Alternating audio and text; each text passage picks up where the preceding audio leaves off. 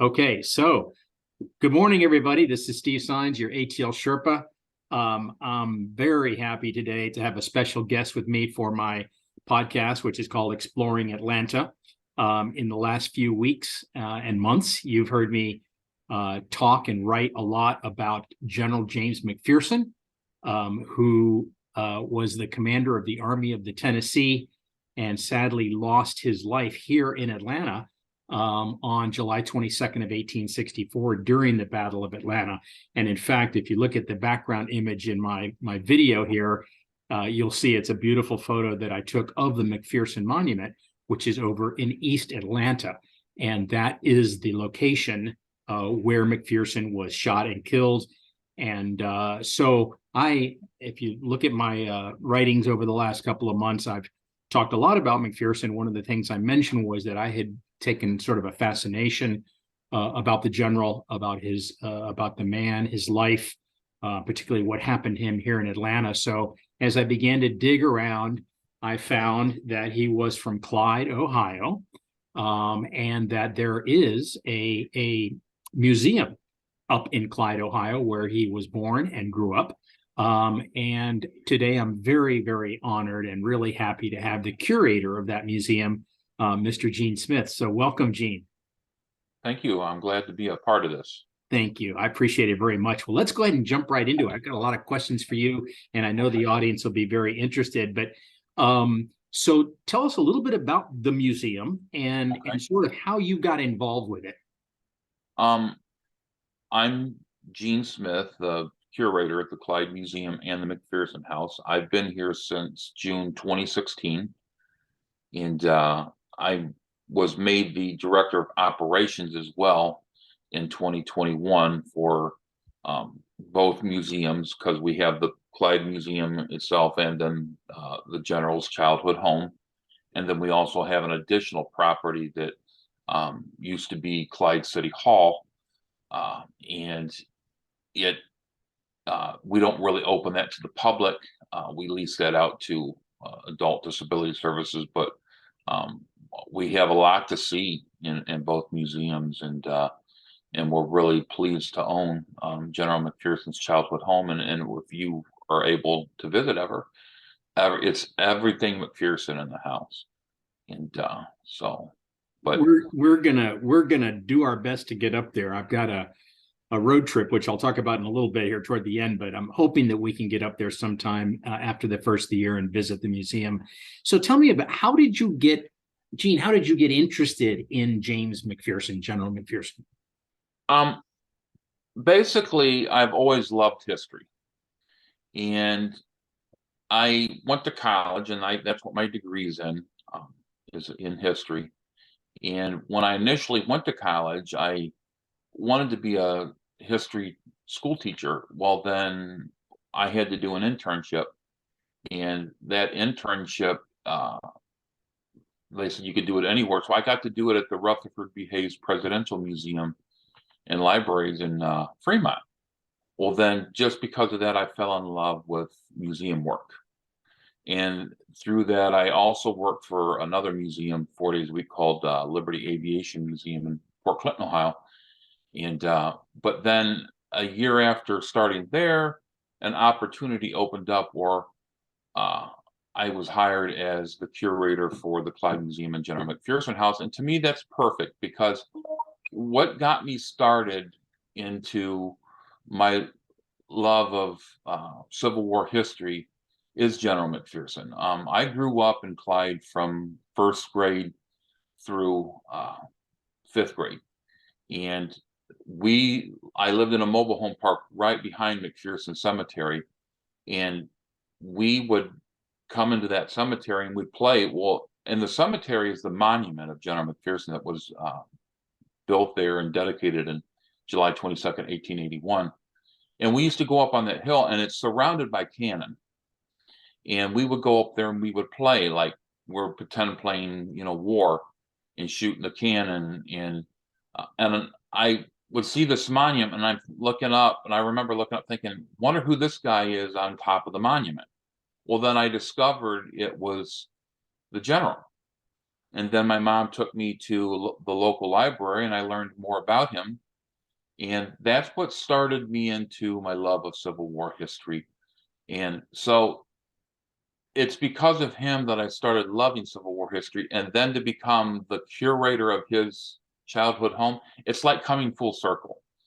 And I just find it very unique, and it was an awesome opportunity.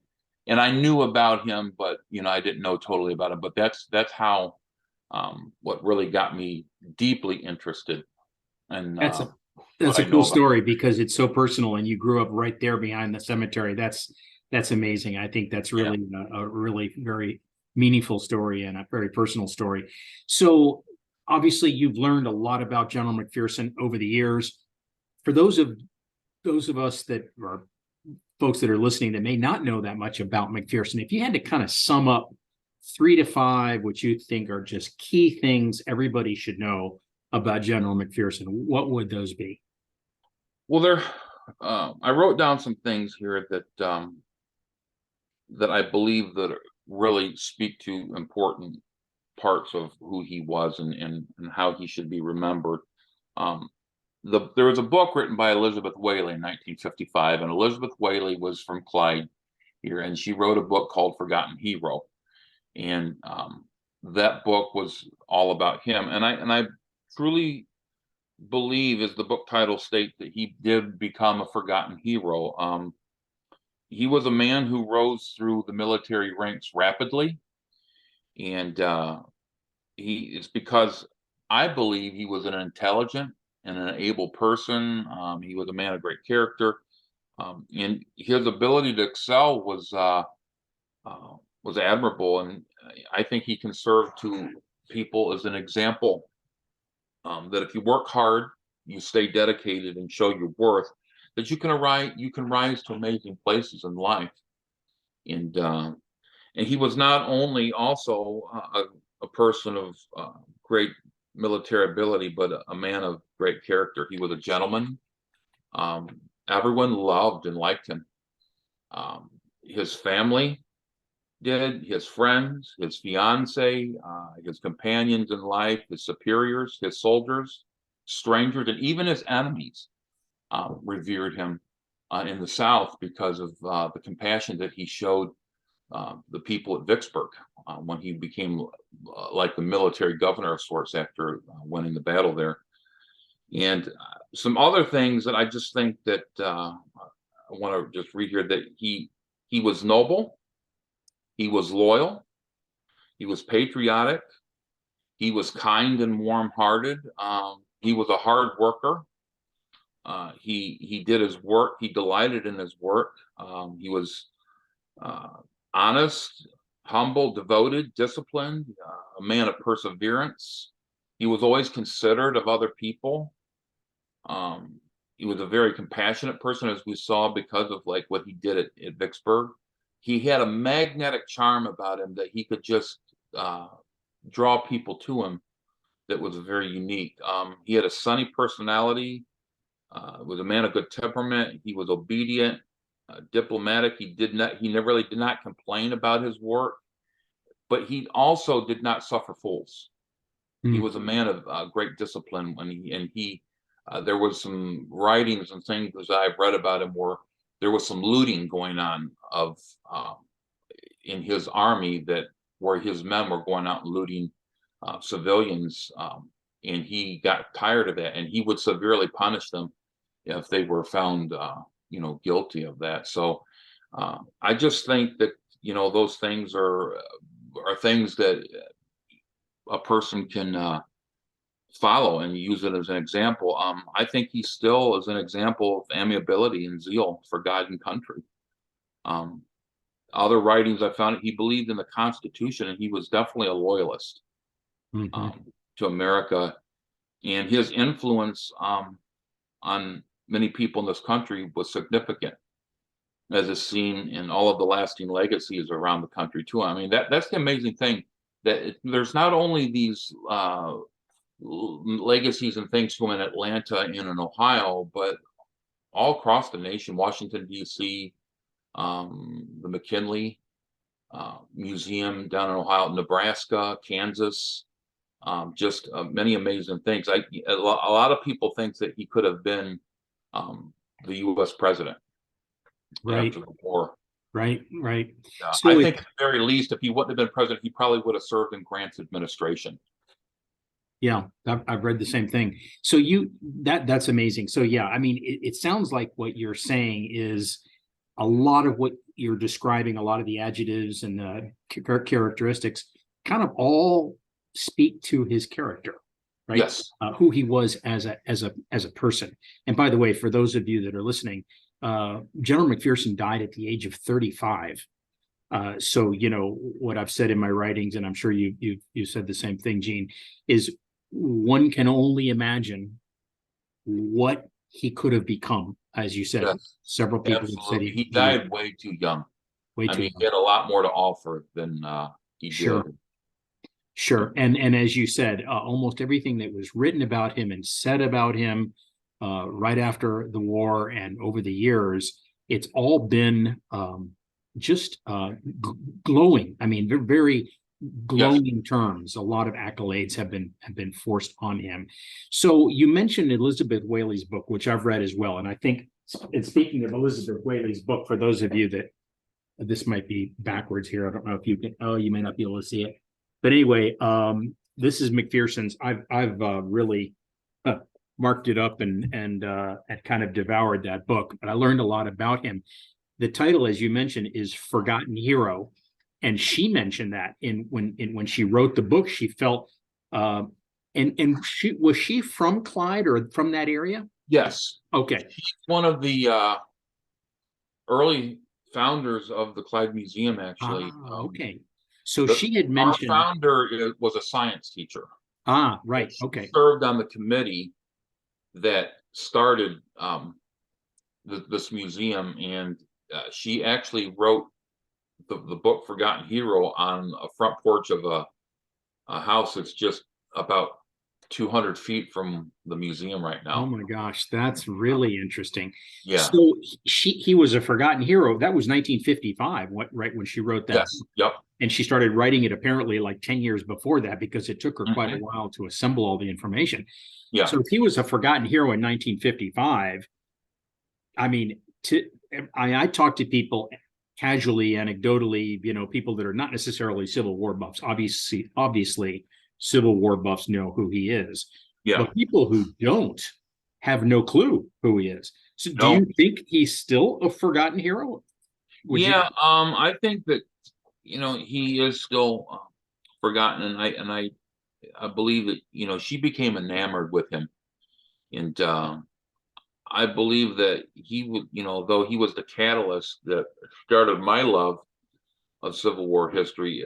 It wasn't until I became the curator here that I really began to dig into his life of who he was, because there's really not a lot out there about him. I mean, there's Right, never really been a lot of books written about him, like this Forgotten Hero book we're talking about. There's right. one out there, this book here, you can't find it on the market anymore. Okay. It's called General James McPherson, the Star-Crossed Knight of the Union. It was written by a gentleman that lives in Tiffin, Ohio, which is about 25 minutes down the road. But this book is, as you can see, it's pretty thick. Yeah. Uh, it's very comprehensive from the very beginning of his life to the very end of his life. But as far as I know, those are literally the only two books that are written. I know there's some dissertations and things written about him. I'm in the process of writing a book myself, like a pictorial history book on him. Excellent. And it's a matter of finding like pictures that we have in the collection and different things. I don't know how long it'll be that I get it done, but I do believe that he has been, even to this day, largely forgotten about. And a lot of people disagree with this statement, but I believe it's accurate. Some will say he's the second highest ranking and killed in the Civil War. I believe he's the highest. He is the highest ranking Union officer in rank and command killed during the war, because they say the higher rank was Sedgwick. And so Sedgwick commanded a division. Okay. McPherson in command alone, he commanded an army, which Okay. is several corps, and in each corps there's several divisions. So in rank and command, he would have been the highest. And it's probably because I'm very enamored with him. Good point. Yeah, yeah, yeah.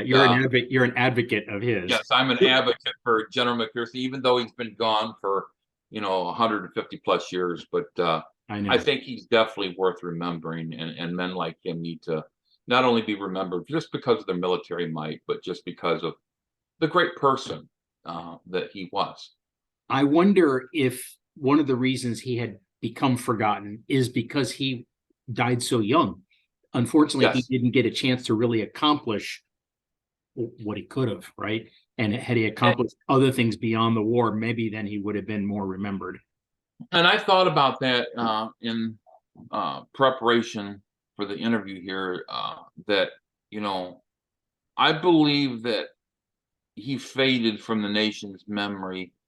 Um, that just simply because he didn't live long enough. He died at 35 years old. And, and because when you think of Civil War history, names like Grant, Sherman, Lincoln, Lee, Stonewall Jackson, I could go on and on. Those names, even beyond military historians or military buffs, Civil War buffs, some of those names are household names.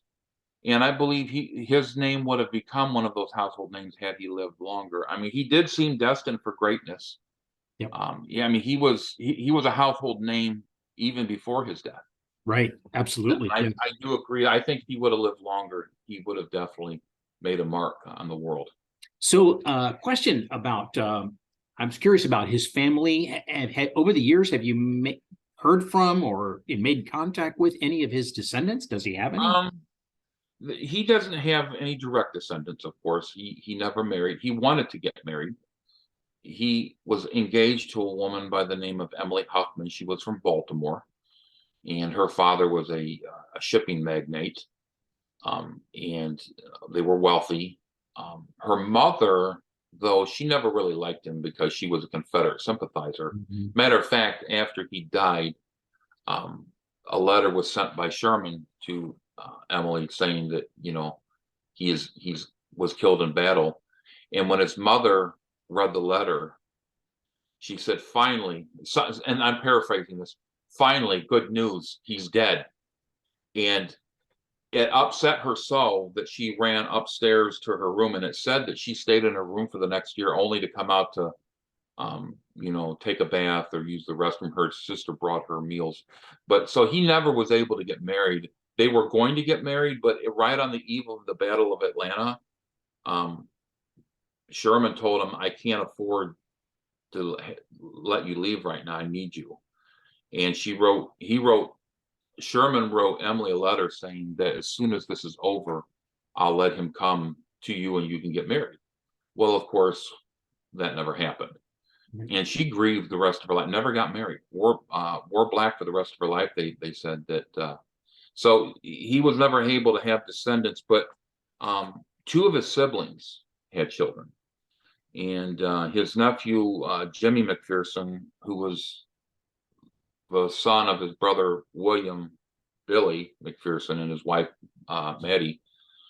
He died in 1926, and then his sister Emmeline had some children, but we don't really know their whereabouts. Mhm. Now we do know that there's some offshoots of the family, like cousins and such, that live around in the Clyde area, Mm. uh, like the Pickett family.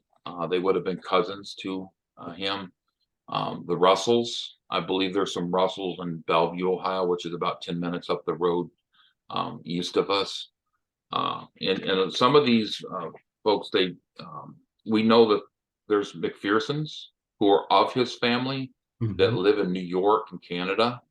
There's some in Washington, D.C., there's some in Florida, uh, and some here in Clyde. So, but that would be more offshoots because Have any of these folks sort of made themselves known to you? Have they come forward, so to speak, over the years? yes, there's one gentleman by the name of Daniel McPherson. I've never met him, never talked to him, But on our Facebook page, when I do posts about the general or history related to him, he'll often click like on it. Well, I've talked to him like through a chat or direct Mhm. messages, and he's indicated that he down the line he would have been a distant cousin, very distant. I mean, like cousin, like 6 or 7 times removed or something like that. Right. Um, and I've even asked them because there's this debate whether you should say McPherson or McPherson. Right. I've heard that. And there's some people in Clyde that will go on about that oh they absolutely insist it's McPherson. Okay. So I once asked him, this Daniel, and he said we go by both, whatever basically you want to call us. So, and I grew up saying McPherson, so that's the way I say it. Whether someone Same likes here. that or not, that's just how Yeah. it Yeah. is. I've heard both as well, but I think McPherson seems to be the more Yeah, popular. So let's yeah. talk about the museum. What's there? What is there to see, I guess, if someone was to come and visit? Um, Other than him, there is like the building that I'm in right now is the main museum. We have 3 sections to the building. There's the original building that used to be the Episcopalian church. That building that started the museum itself, the Clyde Museum, actually started in 1932, Okay. and it started in the Clyde Public Library. Well, then throughout the decades, it remained there. Well, then the library wanted to use that space for something else, I believe, like 70s, 80s. Well, then, long story short, the museum, because of a gentleman by the name of Thad Hurd, who was if there was anyone that could tell you about McPherson or Clyde history, it would have been Thaddeus Hurd. He reinstituted the museum in the old Episcopalian church. So that's the main part of our museum. And then you've got the garage area that holds our transportation. We have fire trucks that were used by the Clyde Fire Department. And then we have a new addition, which is mainly what I'm in right now, where my office is at, that's our meeting room where we'll have monthly programs, like on some historical aspect of Clyde. So when you come in, that's what you see. And when you get in here, there, other than, like I said, other than the general himself, um, we have things of Sherwood Anderson. He was a famous American author.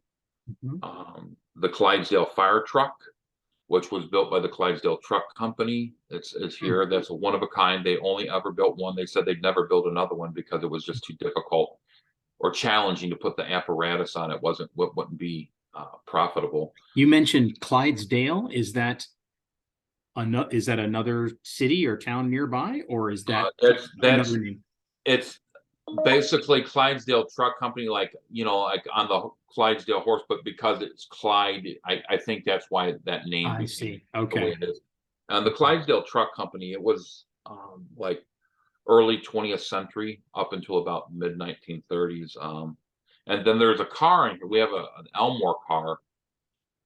It was built in 1906 in the same plant. It was built by Elmore Manufacturing, and then that same plant, when Elmore Manufacturing closed, became the Clydesdale Truck Company. So you'll see that. We have other military history items of other Civil War things related to uh, like Civil War veterans around here. The regiment around in this area, like the Fremont, Clyde area, was the 72nd Ohio Volunteer Infantry. And it was started by Colonel Ralph Buckland. And actually, the 72nd came under the command of McPherson for just a little bit during the Battle of Corinth, Oh, interesting. Mississippi. But we also have items of the Spanish-American War, World War I, World War II, a little bit of stuff with Vietnam. Um, Here in the museum, not at the house, we have General McPherson's 1851 Navy Colt revolver and his battle sword on display that people Interesting. come and see. So, but you'll also see, like, we have a pioneer section, presidential history exhibit. Clyde has 2 Congressional Medal of Honor recipients. For a small town that it is, I think it's pretty unique. One was a Civil War guy who was in the 72nd, Charles McCleary, and then we have one from World War II, Roger Young, that actually a ballad was written about him that was sung by Burl Ives, the Ballad of Roger Young. You could look it up on YouTube. And Interesting. but to mentally digest everything, if someone were to visit the museum, it'd probably take about at least an hour, I Okay. would say. And getting back to his the McPherson home, tell us about that. That is where he grew up, where he Yes, spent his childhood, right? And yes. what is there to see in the home? That home was built approximately 1834, going into like probably early 1835. They moved into the home in 1835.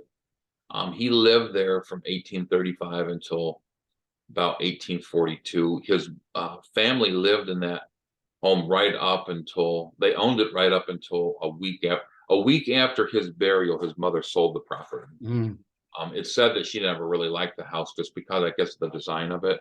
mhm. But the houses, when you go inside of it, it's definitely 1830s era style home. When it was donated to the Clyde Heritage League, because the Clyde Heritage League is the parent of the Clyde Museum, McPherson House, and then Heritage Hall. Okay, And when it was donated to the league in 1995, it was with the agreement that we would try to restore it as much as possible to a mid 19th century home. So gotcha. we did. So when you come in and you look at the floor, it is the original floors that were in the house. The railing that goes upstairs. I tell people when you walk upstairs, they're touching the railing. You're touching the same railing that the gentleman would have touched as a child, his family. But when you come in, there's a east parlor, a west parlor. There's a welcome area. Then we have a little area that's set up as a kitchen. We actually think that with a porch. And then Mm, upstairs, there's two bedrooms. To fully digest that, when I do tours of that, it takes about an hour. It depends on how talkative I get. So, but people really do enjoy it. When you come in, you'll see things related to him in his military service, but also things related to his family I see. um, and his parents. We have his dressing robe that he would have used when he was out in the field during the war. And so it's really a good tour. People seem to really enjoy it. When they come to the house. That's awesome. Well, as I mentioned earlier, we are there's a group of us here in Atlanta that are um, thinking and planning about making a trip up to Clyde to see the museum. And of course, we'll let you know the dates on all that. But right now, we're thinking sometime in May of Yeah, 2023. Once it yeah, gets a little perfect. warmer, and we'll keep you posted on that. But Yeah. so I guess just kind of in wrapping up here, before we leave Clyde, sort of tell us a little bit about Clyde, just to back up, not just the museum, but just the city of Clyde. Anything else to see kind of in the general area if someone was to make a trip up there, say a road trip that you Um, would recommend? if you come up here, there's the North Coast in Ohio. There's a lot to do and see. 15 minutes up the road to the west of us is Fremont, Ohio, and Fremont, Ohio is the home of President Rutherford B. Hayes, Okay. who was in the 23rd Ohio, and he fought more in the West Virginia area. But there's the Rutherford B. Hayes Presidential Library and Museums there in Fremont. You can tour his home at Spiegel Grove, and then right next to the house is the museum. It's the first presidential library in the United States. Hmm.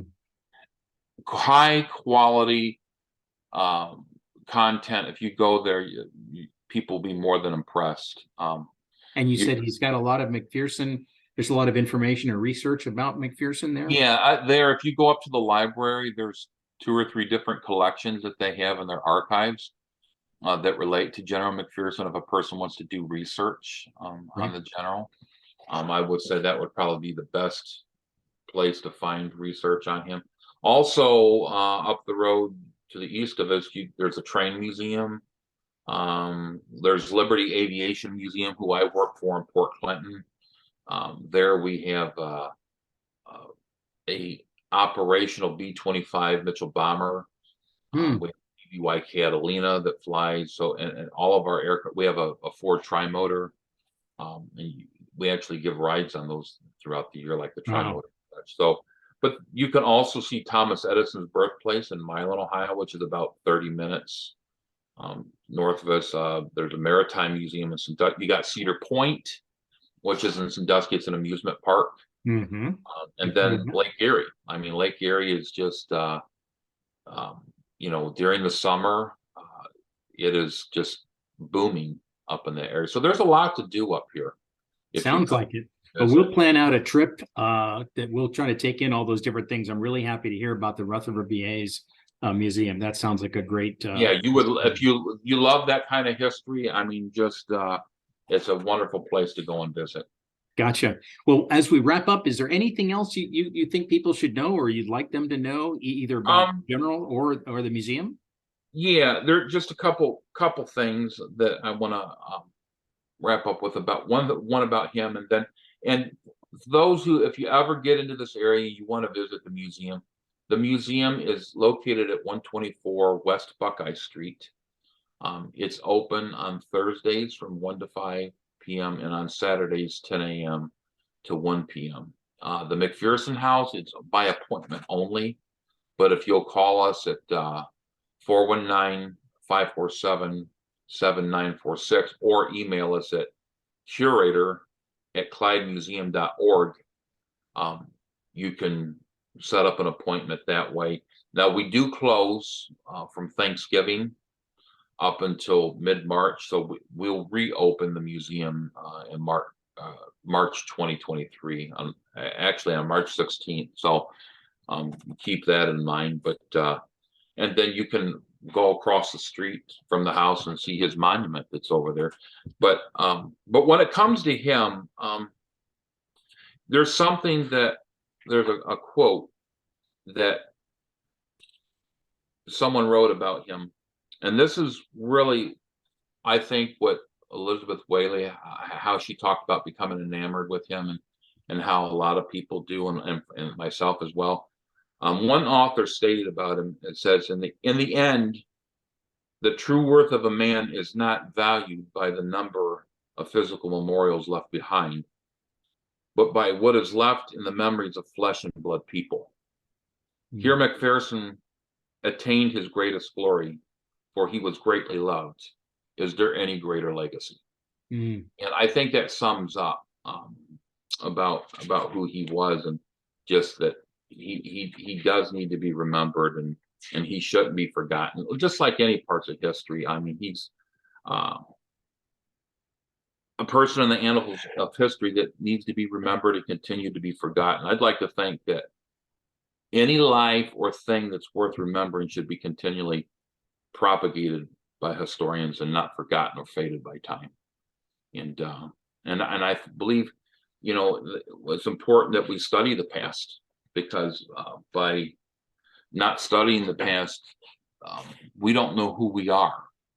We learn who we are because of things that happened before us, and that's why history is important.